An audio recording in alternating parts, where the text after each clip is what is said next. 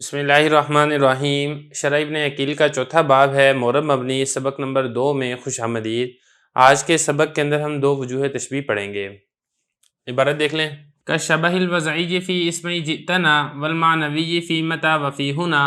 وکنیابۃ عن الفعل بلا تأثر وکافتکار اصلا۔ ذکر فی ہذین البیتین وجوہ شبہ الاسم بالحرف فی 4 مواضع، فالاول شبہہ لہ فی الوضع كأن يكون الاسم موضوعا على حرف كالتاء في ضربتا أو على حرفين كنا في أكرمنا، وإلى ذلك أشار بقوله في اسم جئتنا، فالتاء في جئتنا اسم لأنه فاعل ومبني لأنه أشبه الحرف في الوضع في كونه على حرف واحد، وكذلك كنا اسم لأنها مفعول وهو مبني لشبهه بالحرف في الوضع في كونه على حرفين، والثاني شبہ الاسم فی المعنی وهو قسمان احدهما ما اشبہ حرفا موجودا والثانی ما اشبہ حرفا غیر موجود۔ فمثال الاول متی فإنها مبنیۃ لشبہها الحرف فی المعنی فإنها تستعمل للاستفہام نحو متی تقوم، وللشرط نحو متی تقم أقم، وفی الحالتین هي مشبہۃ لحرف موجود لأنها فی الاستفہام كالحمزة وفی الشرط كإن۔ ومثال الثانی هنا فإنها مبنیۃ لشبہها حرفا كان ينبغي أن يوضع فلم يوضع، وذلك لأن الإشارة معنى من المعاني فحقها أن يوضع لها حرف يدل عليها، كما وضعوا للنفي ما وللنهي لا وللتمني ليت وللترجي لعل ونحو ذلك، فبنيت أسماء الإشارة لشبهها في المعنى حرفا مقدرا۔ ترجمہ دیکھ لیں۔ جیسا کہ وضع کے اعتبار سے مشابہت جو کہ جئتنا کے دونوں اسموں میں ہے، اور معنوی مشابہت جو کہ متی اور ہنا میں ہے، اور جیسا کہ فاعل سے نائب ہونا بغیر اثر قبول کیے، اور جیسا کہ محتاج ہونا ایسی محتاجی جو کہ لازم ہے۔ ذکر کیا گیا ہے ان دونوں شعروں میں ایسی صورتیں جس سے اسم حرف کے ساتھ مشابہ ہوتا ہے 4 جگہوں میں۔ پہلی صورت یہ ہے کہ اسم حرف کے ساتھ مشابہ ہوتا ہے وضع میں، بعین طور کہ اسم کو وضع کیا جائے ایک حرف پر جیسا کہ تا ضربتا میں، یا 2 حرفوں پر جیسا کہ نا اکرمنا میں، اور اسی جانب اشارہ کیا ہے مصنف نے اپنے اس قول کے ساتھ فی اسم جئتنا۔ تا جئتنا میں اسم ہے اس لیے کہ یہ فاعل ہے، اور مبنی ہے اس لیے کہ یہ حرف کے ساتھ مشابہ ہے وضع میں، بعین طور کہ ایک حرف پر مشتمل ہے، اور اسی طریقے سے نا یہ اسم ہے اس لیے کہ یہ مفعول ہے، اور یہ مبنی ہے اس لیے کہ حرف کے ساتھ مشابہ ہے وضع میں، بعین طور کہ 2 حرفوں پر مشتمل ہے۔ اور دوسری صورت یہ ہے کہ اسم حرف کے ساتھ مشابہ ہوتا ہے معنی میں۔ اس کی 2 قسمیں ہیں۔ نمبر 1، پہلی قسم وہ ہے کہ اسم حرف کے ساتھ مشابہ ہوتا ہے وہ حرف جو کہ موجود ہو، اور دوسرا یہ ہے کہ اسم حرف کے ساتھ مشابہ ہوتا ہے ایسے حرف کے ساتھ جو موجود نہ ہو۔ پہلے کی مثال ہے متی، اب یہ مبنی ہے اس لیے کہ اس کی مشابہت ہے حرف کے ساتھ معنی میں، اس لیے کہ اس کو استعمال کیا جاتا ہے استفہام کے لیے جیسا کہ متی تقوم، اور شرط کے لیے جیسے متی تقم اقم، اور دونوں حالتوں میں یہ مشابہ ہے اس حرف کے جو کہ موجود ہوتا ہے، اس لیے کہ استفہام میں حمزہ استعمال ہوتا ہے مثال کے طور پہ، اور شرط میں ان استعمال ہوتا ہے مثال کے طور پہ۔ اور دوسرے کی مثال ہنا ہے اس لیے کہ یہ مبنی ہے کیونکہ اس کی مشابہت ہوتی ہے حرف کے ساتھ۔ مناسب یہ تھا کہ اس کے لیے بھی کوئی حرف وضع کیا جاتا، لیکن اس کے لیے حرف وضع نہیں کیا گیا ہے،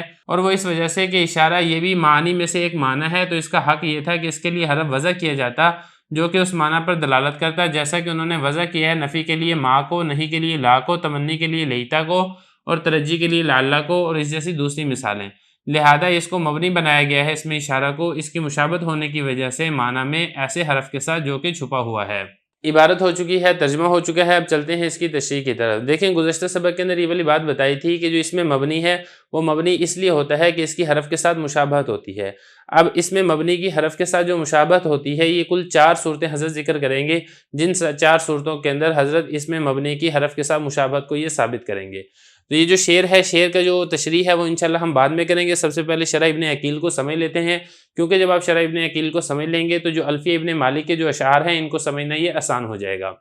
تو دیکھیں حضرت یہ فرما رہے ہیں کہ یہ جو 2 شعر ہیں ان 2 شعروں کے اندر حضرت نے اسم کو جو حرف کے ساتھ مشابہت ہوتی ہے، مطلب یہ ہے کہ اس میں مبنی کی جو حرف کے ساتھ مشابہت ہوتی ہے 4 مواقع ذکر کیے ہیں، 4 جگہ ذکر کیے ہیں۔ وہ 4 جگہیں کون کون سی ہیں؟ ان 4 جگہوں میں سے جو 2 جگہیں ہیں، 2 مقام ہیں، وہ انشاءاللہ ہم آج کے سبق کے اندر حل کریں گے۔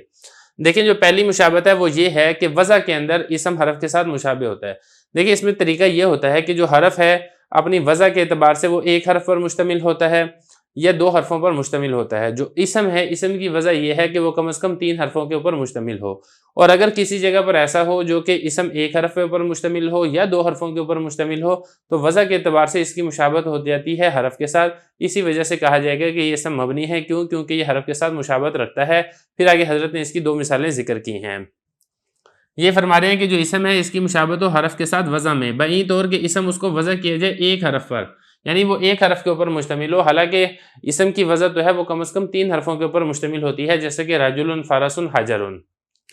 جیسا کہ تا ہے ضربتا، ضربتی، ضربتو میں۔ اب یہاں پہ دیکھیں نا ضربتو، اب اس میں تو ضمیر ہے، یا اب اس کو ضربتا پڑھیں یا اب اس کو ضربتی پڑھیں، تینوں صورتوں کے اندر یہ فاعل واقع ہو رہا ہے، اور یہاں پہ فاعل ہے یہ 1 حرف کے ساتھ ظاہر ہو رہا ہے، حالانکہ اسم کا حق یہ تھا، فاعل آپ کو معلوم ہے اسم ہوتا ہے، اسم کا حق یہ تھا کہ وہ کم از کم 3 حرفوں پر مشتمل ہو، لیکن جو حرف ہے وہ 1 حرف پر مشتمل ہوتا ہے، تو یہاں پر اس میں مبنی ہے، حرف کے ساتھ مشابہ ہو رہا ہے 1 حرف پر مشتمل ہونے میں، اسی وجہ سے اس کو اس میں مبنی کہا گیا ہے۔ یہ فرما رہے ہیں کہ جیسا کہ ضربتا یا ضربتی یا ضربتو جو بھی آپ پڑھنا چاہیں، اس میں جو تا ہے اس کی مشابہت ہے 1 حرف پر مشتمل ہونے میں، یا اسی طریقے سے 2 حرفوں پر بھی جو ہے اسم مشتمل ہوتا ہے، جیسا کہ اس کی مثال ہے اکرمنا میں۔ اب یہ دیکھیں اکرمنا یہ جمع متکلم کا صیغہ ہے،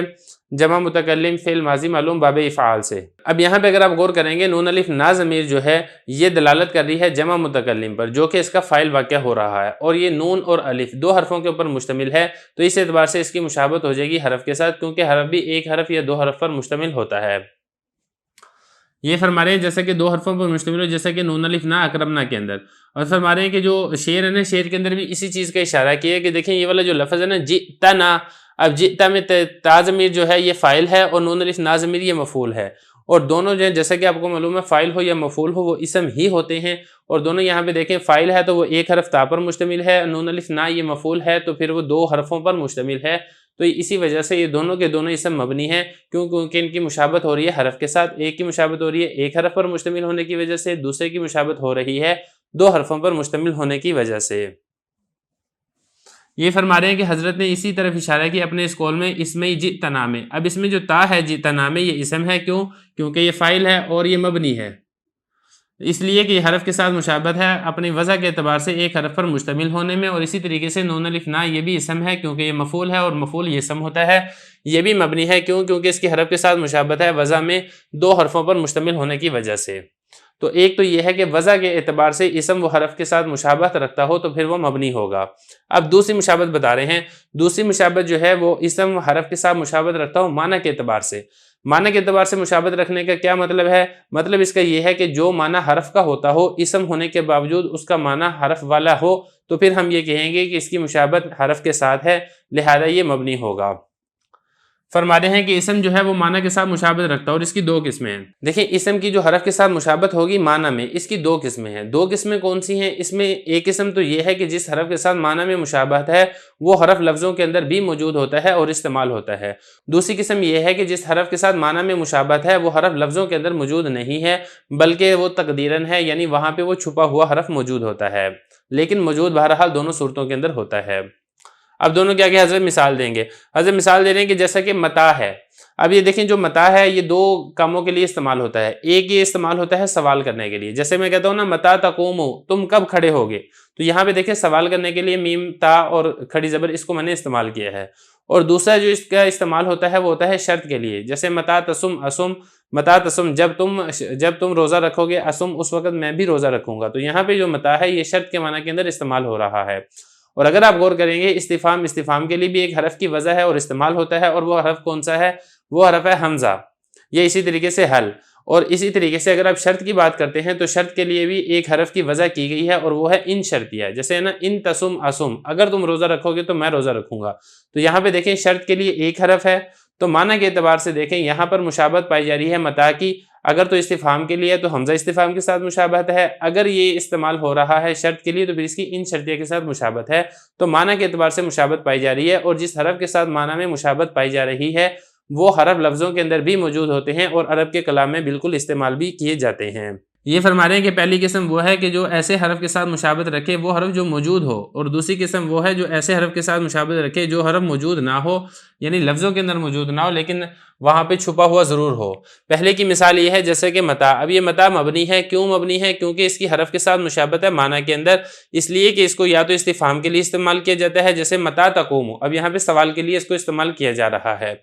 یا پھر اس کو شرط کے لیے استعمال کیا جاتا ہے جیسے متا تقوم مقوم، اور دونوں حالتوں میں یہ مشابہ ہے اس حرف کے جو کہ موجود ہوتا ہے، اس لیے کہ استفہام کے لیے آپ مثال کے طور پہ حمزہ کو استعمال کرتے ہیں اور شرط کے لیے آپ مثال کے طور پہ ان کو استعمال کرتے ہیں، اور یہ دونوں حرف ہیں تو اس کی ان شرطیہ اور حمزہ استفہام ان کے ساتھ معنوی طور پر مشابہت پائی جا رہی ہے۔ دیکھیں یہ جو دوسری مشابہت ہے اس سے پہلے آپ ایک مسئلہ سمجھیں تاکہ بات سمجھنی آسان ہو جائے گی۔ دیکھیں جو معانی ہیں ان معانی پر دلالت کرنے کے لیے کوئی نہ کوئی حرف عرب کے اندر وضع کیا جاتا ہے جو کہ معانی میں سے کسی معنی کے اوپر دلالت کرتا ہے۔ مثال کے طور پہ نفی یہ ایک معنی ہے، اس نفی کے معنی کے لیے عرب نے میم الف ما یہ حرف کو وضع کیا ہے جو کہ نفی والے معنی پر دلالت کرتا ہے، یا اسی طریقے سے جو نہیں ہے یعنی منع کرنا یہ بھی ایک معنی میں سے معنی ہے، اس معنی پر دلالت کرنے کے لیے عرب نے ایک لفظ کو وضع کیا ہے اور وہ کیا ہے؟ وہ لام الف لا ہے۔ یا اسی طریقے سے تمنا کرنا یہ بھی ایک معنی ہے، اس کے لیے عرب نے ایک حرف کو وضع کیا ہے جو کہ لیتا ہے۔ یا اسی طریقے سے ترجیح یہ بھی ایک معنی ہے، اس کے لیے بھی عرب نے ایک حرف کو وضع کیا ہے اور وہ ہے لعل۔ تو خلاصہ کلام یہ ہے کہ جو معانی ہوتے ہیں معانی میں سے کسی معنی کے لیے عرب کسی نہ کسی حرف کو وضع کرتے ہیں جو کہ اس معنی پر دلالت کرتا ہے۔ اب یہاں پر آپ یہ سمجھے اس میں اشارہ ہے جیسا کہ ہونا، اب یہ ہونا ہے یہ اشارہ ہے اور اشارہ بھی معنی میں سے ایک معنی ہے، ہونا تو یہ چاہیے تھا کہ اس کے لیے بھی کوئی نہ کوئی حرف وضع کیا جاتا جو کہ اس معنی یعنی اشارہ کے اوپر دلالت کرتا، لیکن یہاں پہ کوئی ایسا حرف موجود نہیں ہے جو کہ اشارہ کے اوپر دلالت کرے، تو ہم نے یہ کہا کہ یہاں پر جو ہونا ہے یہ اسم ہے لیکن اس کی مشابہت پائی جا رہی ہے حرف کے ساتھ، وہ ایسا حرف ہے جو کہ لفظوں کے اندر موجود نہیں ہے لیکن معنوی اور تقدیری طور پر موجود ہے۔ ہم یہ کہیں گے کہ جو ہونا ہے یہ الف لام جو عہد ذہنی ہے یہ اس کے ساتھ مشابہت رکھتا ہے جس کی وجہ سے اس کو مبنی کہا جائے گا، لیکن یہ جو الف لام عہد ذہنی ہے یہ لفظوں کے اندر موجود نہیں ہے بلکہ ذہن اور تقدیراً یہ پایا جا رہا ہے۔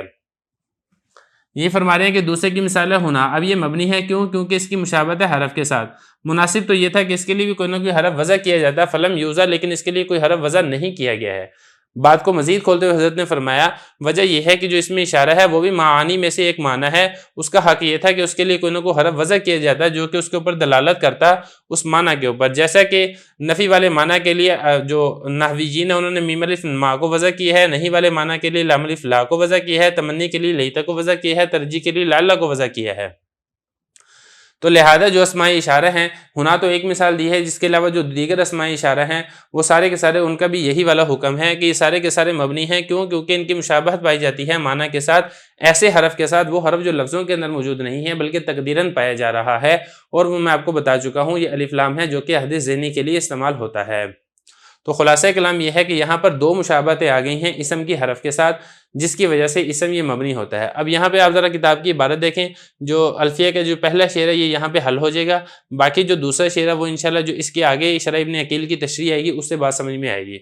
دیکھیں ذرا فرما رہے ہیں کہ جیسا کہ مشابہت ہونا وضع کے اعتبار سے، وہ میں آپ کو بتا چکا ہوں، جو اسم ہے اس کی وضع ہوتی ہے کم از کم 3 حرفوں کے لیے، اور حرف ہے اس کی وضع ہوتی ہے 1 یا 2 حرفوں کے لیے۔ اگر اسم ہے اپنی وضع کے اعتبار سے 1 حرف یا 2 حرف پر مشتمل ہے تو پھر اس کی مشابہت پائی جا رہی ہے کس کے ساتھ؟ حرف کے ساتھ۔ جیسے کہ حضرت نے فرمایا جئتنا کے 2 اسموں میں، کون سے 2 اسم ہیں؟ ایک ہے تا ضمیر اور دوسرا ہے نون الف نا ضمیر، اس کی وضع کے اعتبار سے حرف کے ساتھ مشابہت پائی جا رہی ہے۔ تا ضمیر جو ہے 1 حرف پر مشتمل ہے، نا ضمیر یہ 2 حرفوں پر مشتمل ہے۔